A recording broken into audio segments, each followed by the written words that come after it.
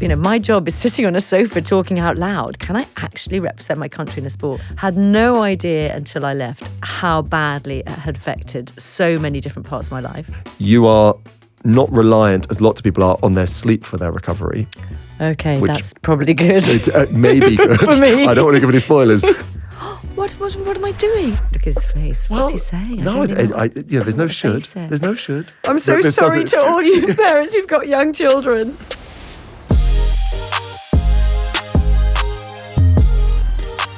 Louise Minchin. Hello. Welcome to the Energy Equation, optimised by Pure Sport. Thank you so much. I'm excited to be here. I'm very excited to have you for many reasons. One reason being you're a self-confessed data nerd. I'm a data nerd, so I cannot wait. And I understand I'm the only person who's given you 2 sets of data. Is that actually true? Yeah, I think you are the only person. I mean, getting people to wear this thing once is enough. You clearly feeling that you could outcompete yourself. I just knew that one of the nights it hadn't worked. That was literally it. We missed a little bit of data. I want to dive into the psychology of why you've rolled this twice later in the pod. But it means we've got an abundance of data. We do. And I'm super excited to get into it. But we should frame you because I know you're a data nerd partly through, again, your strong relationship with physical activity. Yes, absolutely. And being a GB athlete, triathlete. In my age group triathlete. Clear. But that's also, let's be clear, that's super impressive. Yeah. But, long, standing BBC breakfast, journalist, broadcaster, author. Where you're at now, how would you define yourself? Oh my gosh, that's a really good question. It's so interesting, isn't it? Because I think the way you label yourself is really important. And there have been several periods in my life where I've not changed my label, but maybe added a label. So I suppose I became a TV presenter. Yeah.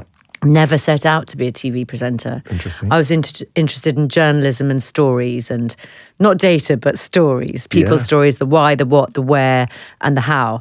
So that's my way into journalism. And then TV sort of happened really entirely by mistake. It was not something that was in my dream or anything. It really wasn't. So, So I was a TV presenter, and then I was a breakfast presenter. That was something I did want to do. I really loved that job. Loved it because of the type of storytelling, actually, because it's such a great plethora of stories, isn't it? You've got the breaking news, the political news, but then you've also got the other news, particularly stories about endurance, for example, I came to. So then, so breakfast presenter. And then, much to my surprise, again, this was not something I set out to be.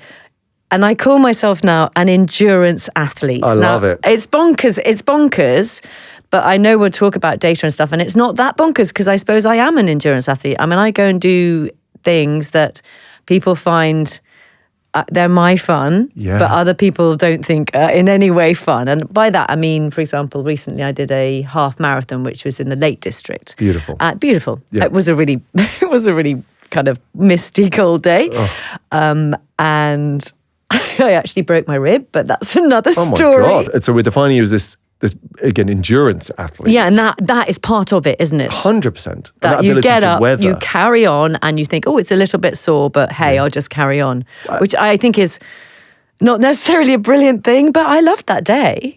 And there's so many different. I mean, we could do a whole podcast on that. Anyway. So in terms of what grit looks like. Sorry about the breaking news. No, that is breaking news. I haven't told anybody that. It's now mended, by the way. Okay, and it did take the full 6 weeks. Yeah, it's a blighter. And it must be maybe 8 weeks now, and it's fine now. Amazing. Anyways, so endurance athlete. So I became an endurance athlete through doing this challenge in the velodrome, and I hadn't done sport for 30 years, and just did this challenge in the velodrome running up to Christmas in 2012, and just had this kind of moment of revelation when I remembered how much I loved sport. So took up sport in a massive way the day later, and that became cycling. I'd never even sat on a bike with drop handlebars. Then very quickly into triathlon about in summer of 2013, and then again I'm really susceptible to ideas, which I think are really silly, but are fun. Yeah. So I could see people were doing triathlon and they had these GB suits. So I was like, how do you get one of those? Yes. And the way you do it, data related, is you have to go to a qualifying triathlon and get a qualifying time, which is hard. And then you can go and represent your country in world and European championships. And I thought, my job is sitting on a sofa talking out loud. Can I actually represent my country in a sport? And I did it. And it was brilliant. Really fun. It's hard. Oh my goodness. Hard. And again, for anyone who's done triathlon, they'll know Yeah. the completion is tough enough to meet a specific time criteria phenomenon. Yeah. And I want to take that to dive into energy. And really with this data, we're looking at the central theme of energy. Right. And the idea that the monitor you've worn is going to capture some areas of lifestyle that reflect in energy. Okay. Not entirely, but they give us a really good insight. Mm-hmm. But I don't want to start with the data. I do want to start with you and frame. I've got this now, normally 3, but 6 days of data. 6 days. Thank you, Louise, for my extra data. And within that, there's this idea of I want to try and work out where your energy is coming from and is there room for more. Yeah. But if you had to frame your energy, if you looked at yourself through, again, that helicopter lens, looking down, saying energy across physical energy, emotional energy, mental energy. 100 is all you could ever wish for. 0 is absent. Where are you? I think right now, so my book Isolation Island came out in September, and I have been full on gas on tour with it. Wow. Basically since then, pretty much. And to give you an example, I just came off the back of about, I think, 13, 14 days work. Okay. All over, through time zones and whatever. So right now I would say I'm physically tired. Well, and I still go and do the exercise because I know that's the right thing to do. And actually, I've always got goals, and there's a goal I want. So, I kind of know I've got to do that. So I'm doing that. I'm trying to get good sleep, and basically, I'm kind of right now in what I would call recovery mode. But the brain, I want to write something, and I'm really excited about it. So that kind of energy level is high, but physically low, I would say. I'm going to give me a number. If you give me physical energy. I go physical energy 75, mental energy 93. Love that. Yeah, great. Okay. And those things are separate. And often they intertwine. Okay. Mental energy can bring physical energy, and likewise, physical energy can bring mental energy. Because sometimes, when I clearly don't sit down very often, but when I do sit down and have time out, that's when the mental, the ideas start coming. Yeah, really good. And that, I think, when we restore energy, our creative brain has more space to operate. Yeah. I think, when we look through the 3 areas, I want to look at your stress and recovery. Yep. I want to look at your sleep, and I want to look at your physical activity and fitness, all as separate topics with data against each. I think it's probably pertinent to start with stress. And stress is such an interesting area. And it would be fair to say at the point we're recording today, you're in the national headlines. Yes. And interestingly, you were wearing our monitor while I was. That is breaking. So interesting. Isn't it interesting? So I can see. Can you see that I was reacted. Stressed? Well, what's really interesting is, if I take your average person. That's blown my mind. Well, what I can see is you were amazingly calm. Was I? Yeah. Because I've written a piece about, and it's in response to a certain presenter, and this is not about them, calling out middle-class women of a certain age. And it was in response to that. And it's something I feel very, I've written about it today. I think it is incumbent on me because I think I have privilege from where I am, in that I don't care about calling people out in a way that I used to in my 20s. And I feel very impassioned about it. That's why I wrote the piece. That's so interesting. Was I okay? You were more than okay. Was I? Yeah. That's my brain. You see, my brain is going, it was so creative. Not creative for me, but I felt I write at my best when I feel passionate about something. And I hope that was reflected in the piece. It was. And I suppose there are 2 parts. I don't know when you wrote it. I can tell you when I wrote it. When did you write it? I wrote it yesterday. Okay. Yeah, I wrote it yesterday. Oh, I'll look at that. But it broke this morning. Yeah, I wrote it yesterday. I was writing it kind of from yesterday morning, I guess. Or yesterday and the day before, maybe over 2 days. So I'll look at that bit. But as it broke, if I was in the national headlines. Oh, no, I'm not really relaxed about that. You are. Am I? And you are really relaxed. Because it's a choice. If it wasn't a choice, I thought very carefully about whether I wanted to sort of step into that, because the reason I step into that is because it's not for me, it's so that other women can help other women. Do you see what I mean? Yes. So it comes from a place of wanting to do something that is not incendiary, but hopefully supportive. So I'm absolutely fascinated by that, because I would have thought it might have stressed me. But being in the national headlines, my goodness me. You spent your life. Yeah, and this was a choice. It was a choice, and I think that's a really powerful piece that what some people might say, there's a huge amount of pressure, but when you've done it for the right reasons. I've just wrote it and I'm just ignoring. Well, that's it wouldn't be a huge headline spoiler for me to say you fell asleep on the train here. Yeah, exactly. It's not exactly. I'm not really stressed, am I? It's not the traditional stress response.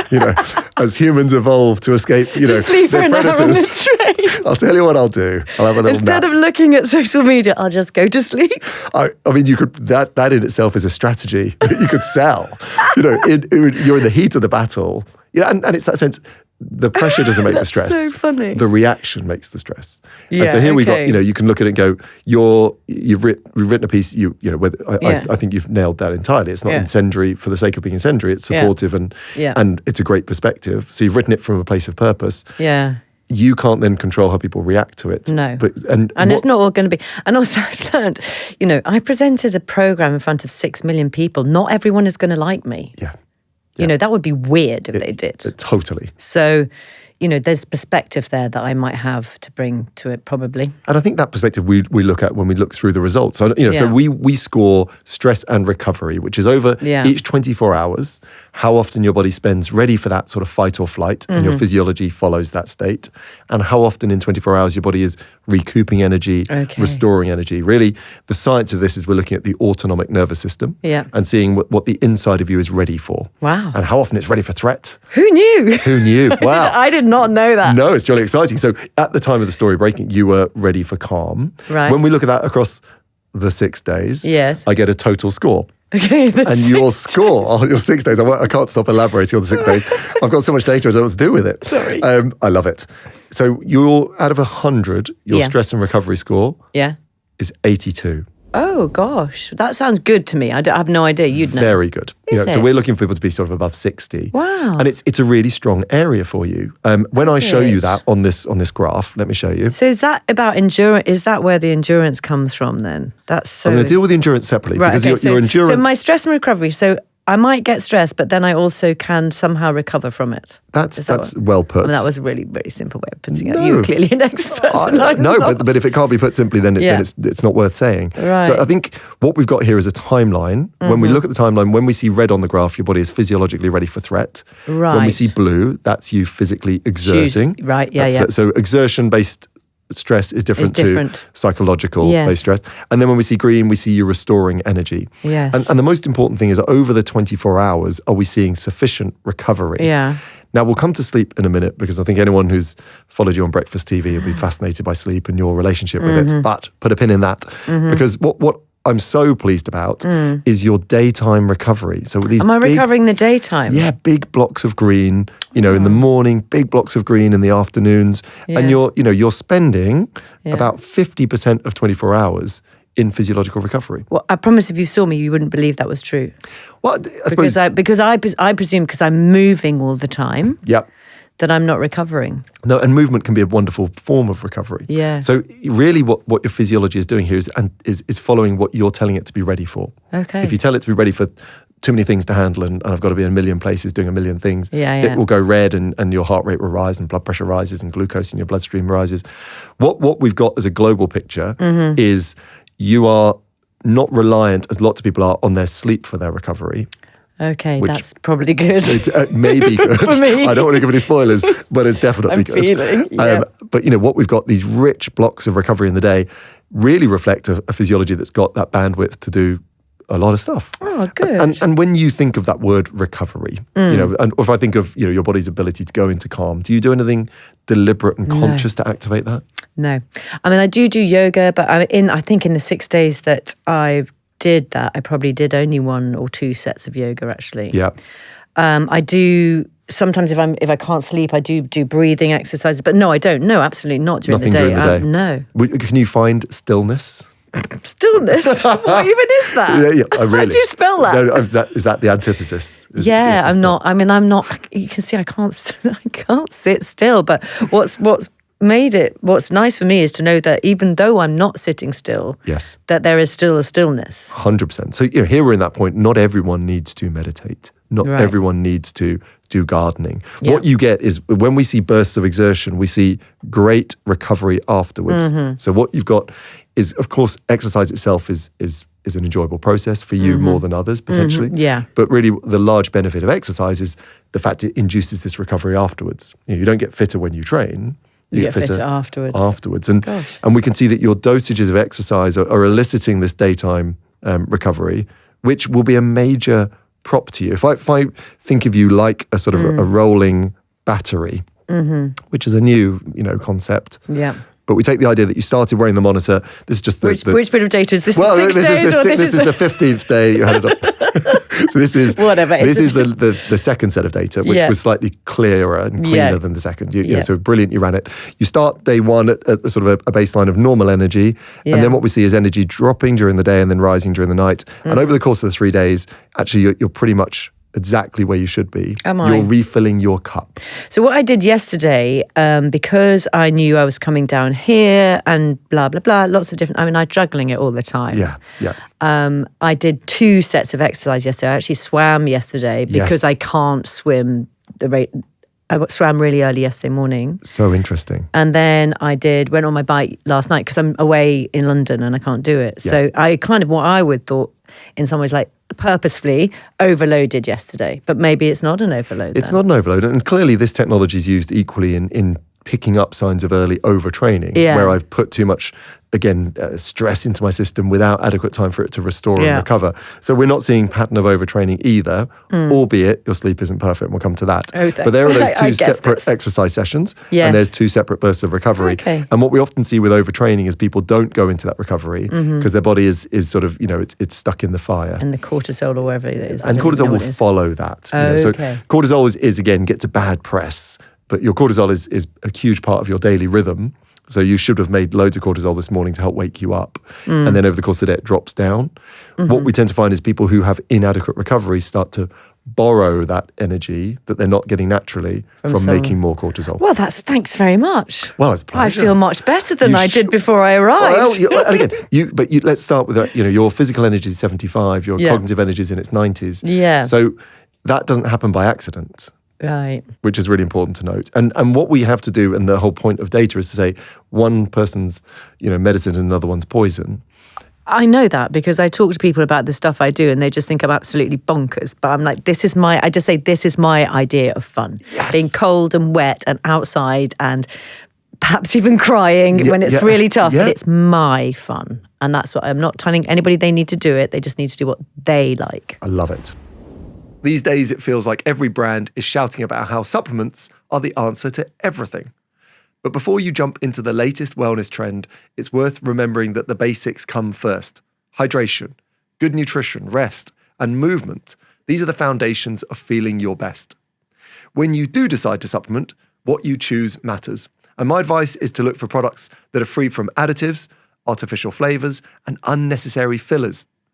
Personally, having seen so many professional athletes utilizing their products, I decided to give Pure Sport supplements a go. Their products are built on science, they're backed with evidence, they've got minimal ingredients, they do what they're meant to do. Whether it's their ultra electrolytes to keep you hydrated and energized, or their unwind product to improve your deep sleep, I trust what they make is developed with care and to work with your body, not against it. As you set your goals for 2025, remember, it's not about quick fixes. It's about small, smart choices that support your long-term wellness. Explore their full range via puresport.co and discover the clean, natural way to feel your best. Use the code EE10 at checkout for an extra 10% off. That draws us to then physical activity. Yeah. And I think if we go to physical activity, we'll have the grand crescendo on sleep. Okay, we're going to wait for sleep. I just think we should wait for sleep. Well, I mean, there's so much to say about that. There is. So, what we've got, what's interesting with your physical activity score, you scored 81. Is that good? Really good. Is it? And again, why you didn't score higher is not the absence of exercise. Yeah. It was the slight absence of daily steps. Okay. So interestingly, you train an awful lot, but your movement was just a little lower than we would like. Daily steps. And here's that sort of challenge between feast and famine. Yeah. You've got these great bursts of, you're doing these brilliant exercise sessions, but are you active enough? And that might just correlate with the fact you've been on this book tour. Well, daily step, no, I haven't been. No, I've been at home actually. So I've been walking the dogs, but... Yeah, that's interesting, actually. Yeah, it wasn't so long. You were sort of 3,000 there. Really? Is that you did all? get 9,000. I can't believe that's all it is. Yeah, and it was terrible, Louise. Well, not terrible. Again, it's enough because your daily activity is enough, but it's probably also it's not as spaced as we would like. What we'd love from a movement point of view is that sort of 5 minutes of movement every hour. And the system's looking at both the pattern and the quality. I can't. I was wearing the monitor all the time, so I would have noticed. Yeah. Okay. We've got loads of stairs in our house, so I presume that going up and down the stairs makes it won't know whether you're going vertically or not with those steps. So it hasn't yet evolved to know that these were 9,000 I seem to go up and down a lot. Do you see what I mean? So I'm surprised I don't do that because I forget stuff. So. Well, we need a separate set of data for that. But principally, I think, that's okay. That's good to know. So that's in there. What's really interesting about your training as well is the blend between high intensity work and low intensity work. Do you consciously space those two things out? No, so I don't. Certainly on the first 3 days data, you almost perfectly hit a split of 20% of your work was vigorous and high intensity. Wow. And 80% was low to moderate, which is actually what a lot of elite athletes would aim for. No, I don't do that. I don't do that consciously. Oh, interesting. And the high intensity work, is that sporadic? Is it intervals? Oh no, I do intervals. I like doing intervals. Great. And that logic shows through. Does it? So I like doing intervals. So I have an indoor bike and I like doing intervals on that. Yeah. I will do intervals actually when I'm running, I do intervals, and even when I'm swimming, I'll do intervals as well. Really good. And from a performance point of view, intervals have a huge benefit. But if all of your work's at that high intensity, that in itself is exhausting. No, I wouldn't do it all at that. No, I wouldn't. Which is a learned. And did you ever get coached on that, or was that something you organically picked up? I do have the Runner app actually. So and I was using that. And that does make you do, doesn't it? It does. Different intensities. So that's obviously working. That's good. And then with the swimming, so I started only this year actually in April. I'm back swimming in a squad, like a master's squad. Cool. Oh my gosh, it's in a pool or outdoors? In a pool. Okay. With a swimming club, and I haven't done that since I was 15, and it's. I mean, I wanted to talk about it because it is. I have to be out of bed. I do not like early mornings. I like my sleep. Yes. I have to get up at 5:30 in the morning to do it. And I'm thinking, do I do this through the winter or not? I don't know. I think I do know. I think I should because I know. Look at his face. What's he saying? No, there's no should. There's no should. There's a question. Should I be lying in bed? I think you probably earned the right to lie in bed. Anyway, I only do it maximum once a week. But the data on that is, so I started in April, and I'm an okay swimmer, and I cannot tell you how much difference it made to my actual races. I mean, I knocked 3 in a 4K race. I knocked something like 5 minutes off, and I'm not slow. Yeah. So it's amazing what that proper interval training can do for me. Incredible. And is it the pressure of the peers, or is it the structure of the training? It's the structure of the training. You just got to keep up. Amazing. You just got to keep up. Everyone will remember from school. I mean, there's no fatigue quite like full exertion in a swimming pool. Yeah, and it makes me laugh because I'm so if I go to a triathlon session, there's 5 different lanes, and I'm in lane maybe 2, one first fast, second next lot. Yeah. And in the swimming one, I'm in the slowest lane. That says a lot about the others. Amazing. And it's a huge part of that plays into your cardiorespiratory fitness. Now, we took an objective marker of your cardiorespiratory fitness, which is this term VO2 Max. Which I'm familiar with, but I don't really know what it means. So do explain. Well, it's been thrown around a little more as we found out. It seems to be the best predictor of life expectancy. Oh, does it? So originally it was. I'm going to take a sip of my tea. Yeah, this could be. This might need it.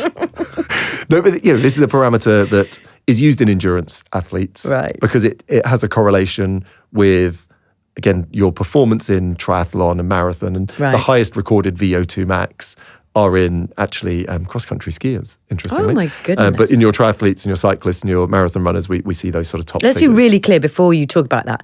I'm really slow.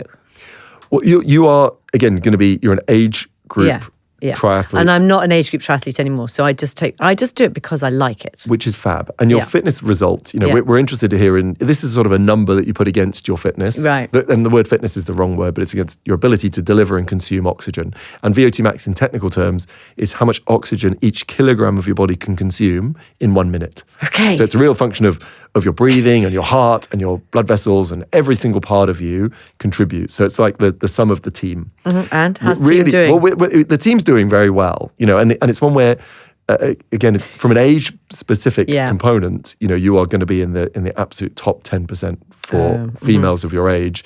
I would want a result for most people above 32 millilitres per kilogram, and you came in at 41. Gosh. which I'm really pleased with. Now, so my watch doesn't lie. What's it saying? It says 44. Oh, interesting. So it's not far off, is it? Not far off at all. And your watch knows you in a different way because it follows you over time. So what we love about watch-based parameters is they're trending you against you. Yes. So that's a great marker to see, oh, it's gone from 44 to 43.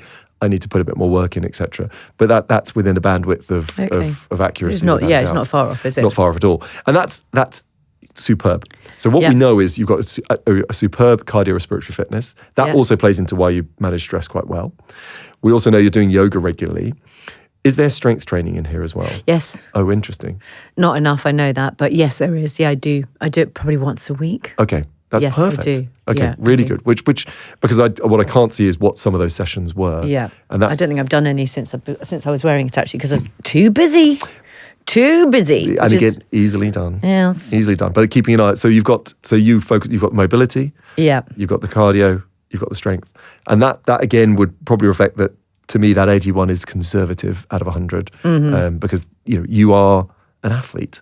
And so you should be lauded as such. I feel like one. Well, I just like doing it. It's just fun for me. It's such fun. And I love, for me, it's all about the adventure. And like this year was my big thing that I have like one thing a year, and I haven't got one for next year actually. Oh. But this year was to, hence the swimming, was to swim around the Scilly Isles, which is a 2-day, swimming over 2 days, 15-kilometre swim. Amazing. And that was my big thing of the year. So good. Well, we're going to come up with one for you for next year. Are you? Okay. Which is optimizing your sleep. I cannot believe this is still a problem. I was meant to be, when I was having my lovely snooze on the train, writing an article about sleep and BBC Breakfast and how it made me feel. How interesting. And how did it make you feel? Triggered. Really? Because, if we talk about sleep, and you can tell me in a minute what my sleep is like now, but my sleep, it was horrific. I can't imagine. And there was nothing. I tried really hard, like all these strategies that I have, doing the exercise, doing the yoga, lots of different things that I do, were to really try and help myself being sleep deprived, essentially getting up at 3:46 in the morning, having 2 children, 2 dogs, a husband who I wanted to see. Yes. If I didn't want to see them, you can hear my voice rising already, can't you? No. I could have gone to bed at 7 o'clock at night, but I have a family. I couldn't do that. So I was constantly struggling with it. Had no idea until I left how badly it had affected so many different parts of my life. Such as? Including, I tried to eat healthily, but it's really difficult to eat healthily at that. And I did. I genuinely did, because I learned very early on, it sounds so silly, but to take my own overnight oats in every day. Yeah. Because otherwise, I found that I would eat something like a croissant and then, at 6 a.m. and then by 9:15 need another meal. So I was eating another meal a day when I first started, which obviously is not great. What else? I used to nap during the day, have an hour and 45 minutes for my circadian rhythm sleep. But I was constantly jet lagged. Wow. And I didn't know how bad it was until I stopped doing it. I can well imagine. And I thought I'd recovered. So I think I had 2 years. I promise you, for 2 years, if I didn't have an alarm on, I would wake up at 9:15 in the morning. So having over 10 hours sleep a night. Wow. Which is a lot. That really is. And I reckon it took me 2 years to sort of get back to what I would call a normal sleep pattern, which would be, 8, maybe 7 or 8 hours, and actually waking up.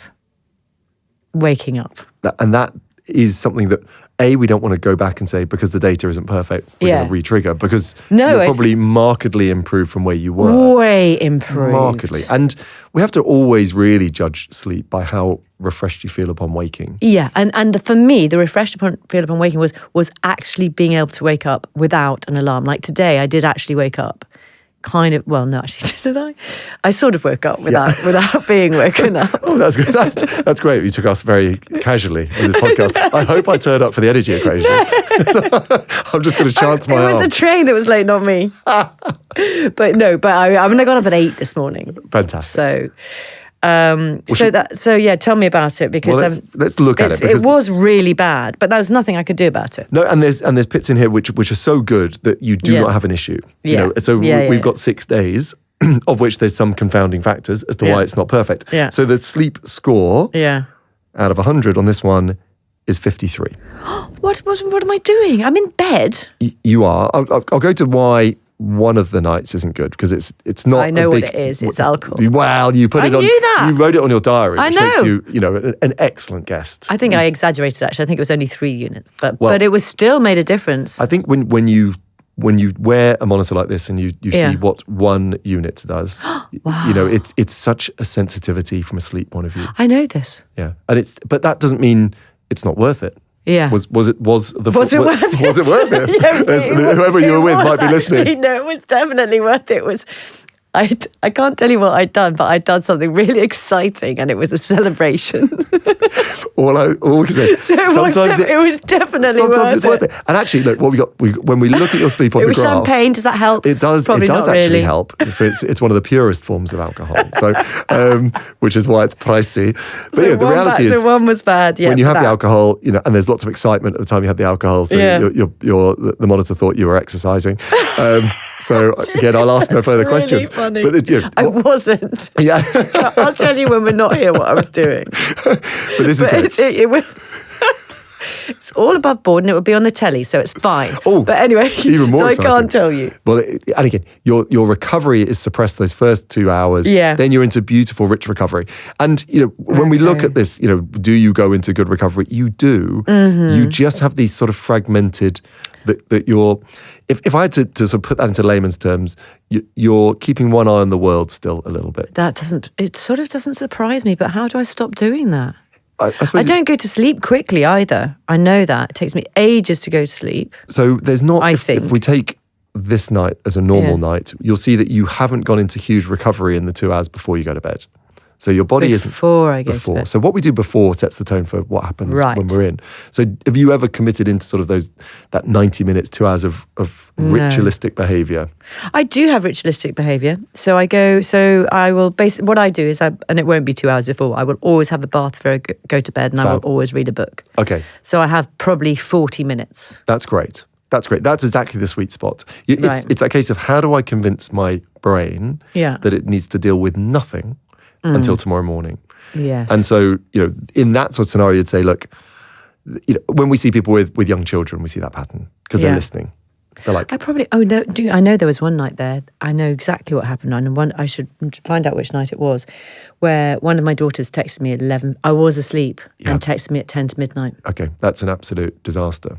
I knew, and it will 100% be there. And they sort of say, again... Because she texted me, your children not texting you at 10 to midnight with something that's great, are they? No, exactly right. And it's one where if you believe that there's something you need to fix or solve or be available to, you have this sort of sense of I'm slightly physiologically alert.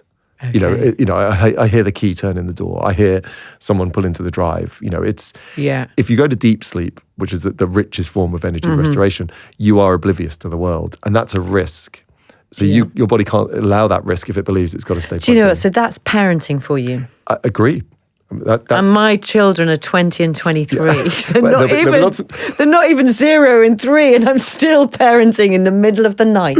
There'll be young parents out there who are just throwing themselves on the floor. Oh, I'm so sorry to all you parents who've got young children.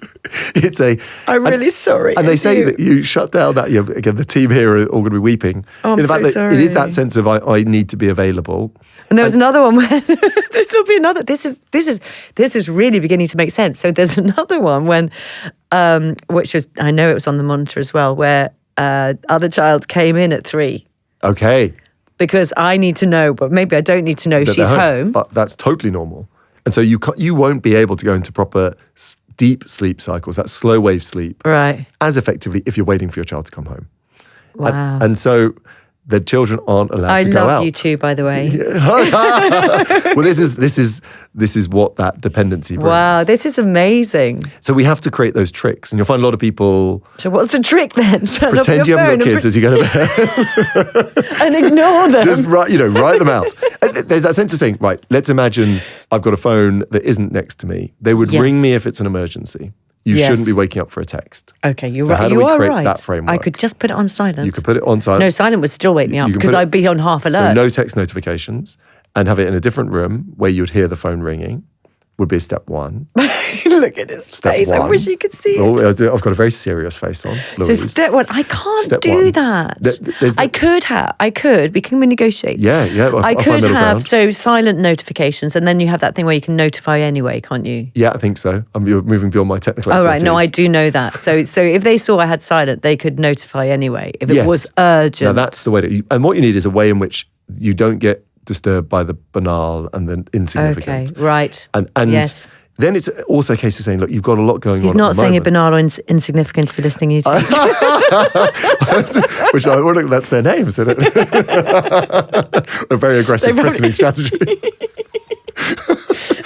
Carry on. So I think with that, it's a case of how do I trick my brain that tomorrow is tomorrow and tonight is tonight. And so when you're full steam ahead, book promotions, it's like, we often find for this, like a to-do list in the evening is really I can see that would work for me. I'm a great list person. I love lists. And do you do in the morning or evening or just all the time? Randomly. Then I would switch that random to considering a part of your evening wind down is to do that. Is just to drop that mental inbox onto a piece of paper so you're not solving those problems overnight. The hot bath is great. Yeah. It's great. Do you ever use any supplements at all? Yes, I do actually. Yeah, I've got various things I use. What do you go for? Oh, God. I mean, again, I'm really random. What's the flavour of the month? The flavour of the month is a beauty complex at the moment. Good. Okay. Which I take in the morning. Yeah, that's great. And anything for your recovery? No, because people swear by magnesium, don't they? But they do. There's good data for magnesium. Is there? Two things with magnesium. Difficult through diet. So there's not as much in our food as there used to be because it's not as much in the soil as there used to be. And it has a role in decreasing muscle tension and promoting sort of the neurotransmitters of calm. And take that at night. Take that at night. I love this, everybody. I hope it's all helping you at home because it's really helpful for me. Well, and that's the idea of saying, again, no one thing fixes everything. And and here's that principle: if low magnesium isn't the cause, then it won't be the solution. It's not just. I think you're right. It's so interesting to have done that with both those two things happen. Yeah. Because you can absolutely. It now makes so much sense to me how I'm not getting the sleep that I could. Because you've given yourself the opportunity now. Yeah, I'm in bed. And actually, when you go into recovery, it's beautiful. And that a large part of that will be how fit you are, which plays a role in both creating what we call sleep pressure. So the physical activity helps you build the pressure. Exactly. That's what I was doing when I was on BBC Breakfast because I knew all about that. 1,000,000%. And then also, that's why naps are interesting. Oh my gosh, I'm a big napper. I don't think I took any naps. No, anyway. no, there's no obvious naps. But if you nap too late... Yeah, I know that. What's your hard stop on naps? My hard stop on a nap would really be about probably 4. If I was going to have any nap after 4, it would only be 10 minutes. Okay. And that might be a challenge. So that might kill sleep pressure. Okay, might it? So much. So maybe bringing that forward a couple of hours would be logical. Yeah. But let's not create a problem that isn't there. No, because your energy is 75. No, I know. I think the one thing that's going forward, because I knew when I was writing my non-fiction, so the thriller, oh my gosh, when I was in a kind of, really like the Zen, brilliant creative, my characters kept me awake all night. Wow. Yeah, which was really, it was really... So much so that sometimes I have to get up and write at 4 a.m. because they were just alive. They're just running around doing stuff. So it's interesting seeing you now about to go into that sort of, I'm about to start something again. And you can do it. I mean, let's be clear, you did this for years. Yeah. This doesn't have, these books don't have to be balanced every night. Yeah. And your ability to restore energy. So let's again look back at some of these days. You're getting 30 on an average day. You're getting 35% recovery, and I want it over 30%. Okay, good. Some days there's 55%. Yeah. So in many ways, your ability to go into recovery in the day offsets some of that sleep. I bet when I'm writing during the day, I'm probably in recovery mode too. I think because I find it's a really happy place for me. Yeah, sort of flow state. Yeah. Anyway, so that's really good to know. And I need to write down before I go to bed what the characters are going to be up to. Yeah, and genuinely, that notepad by the bed has changed some people's lives. And you might find if you measured your sleep, you'd have lots of REM sleep, the rapid eye movement, the creative brain and processing, and that again can sometimes come at the cost of the deep, restorative stuff that you need to get over all your training. And, oh my gosh, thank you so much. This is so helpful. It's a delight. It's such a great set of data, and again, I can't reiterate enough how much you've given me. It's an abundance of data. The data nerdy stuff came originally from BBC Breakfast because quite unbelievably, so you'd present the show, you'd come off at 9:15, and by 9:15 the next day, we would get the figures from the day before, including how many people watched, how long they watched for, what the peaks were, all the rest of it. Yeah. So then when I moved into triathlon and I started getting data, so that was my way into data. So interesting. And what do you mostly use from a data point of view, day to day? I'm obsessed by this. There are other watches available. And so what are you looking at? But it's a Garmin, and I look at, guess what I'm obsessed by? Body battery? No. Oh. Sleep. Oh, really? Yeah. I look at it everywhere. I know you look at me going, don't listen to the watch. I'm not, I love a watch and I love a data. I think what the danger is if you look at the watch and ask it how you slept, because that's when data's taken us too far. So if you wake up and say, I feel refreshed, I feel good, let me sense check with the data. It's a very different approach. So don't let the data judge my mood. Fine. Exactly right. That's honestly. So I think I sort of need to let go of it, given that I now know what I know. I think it's great for, again, lots of these have a way of checking overtraining before you might notice it. Yeah. They can trend your VO2 max, which is a way of spotting it decreasing before it becomes a problem. Yeah. They can keep you accountable. They can keep you social connected. So I love data. Yeah. But the minute the data starts ruling feeling, it's the point to I don't just think draw it a breath. rules my feeling. Then I don't think it rules your feeling either. I think it's what it does. The thing I learnt, which is what we've learnt today, is that one glass of wine affects my sleep. That's what I learned. And it's unfortunately, it has changed my attitude to that one glass of wine. I love it. I won't have it. Yeah, and I think that for me is where most people see the expression of a behaviour into their physiology, into feeling, and that pathway almost always has to be personalised. Yeah. And here again, we're seeing on 4 units, it's a 2.5 hour, 3 hour compromise for you. That's a fair trade to make once in a while. It's a fair trade. I can just have a lie-in. Yeah. Or a nap. Or in your case, go and exercise. Because you've got tools. Right. And that is the key principle here. Yeah. So I think to ground this and round it up, we've got so much. a really, you're scoring, your overall score is 70 out of 100. Your physical energy 75, but challenged by just a sheer volume at the moment, but your cognitive energy, creative energy up in the 90s, which is highly aspirational and brilliant. For me, you're getting there because of this renewed and invigorated relationship with endurance exercise, and actually exercise as a whole, Louise, because your program between strength, mobility, and cardio looks beautiful. Like I say, your training ratio between high intensity work and low looks absolutely note perfect. Wow, who knew this? Really good.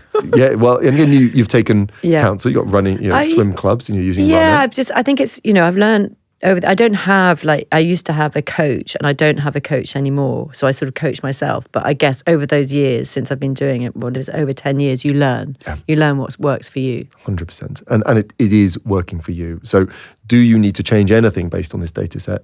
No. Would you benefit from a clearer mental inbox and some, again, increased ability for your body to believe it's free from threat overnight? Yes. Yes. Apart from that, it's just a joyous 6 days of data. Thank you so much. It's been really helpful. Well, I'm so pleased. And again, I hope some of those things others can transfer into their I hope lives. so. I hope so too. I mean, I think the most important messages for me around exercise is that it's brought me so much strength and peace in lots of different ways. And strength and peace couldn't be two better summaries of what exercise can do. And again, you promote it, I think, in a really, really equitable and accessible way. And not everyone has to be a GB, age athlete. No. But doing it for this benefit, for restoring energy, for keeping you in equilibrium, I think that's a really strong message for everyone. Thanks so much. I've really enjoyed it. It's my pleasure. I'll send you more data next week. Yes, please. I'm joking.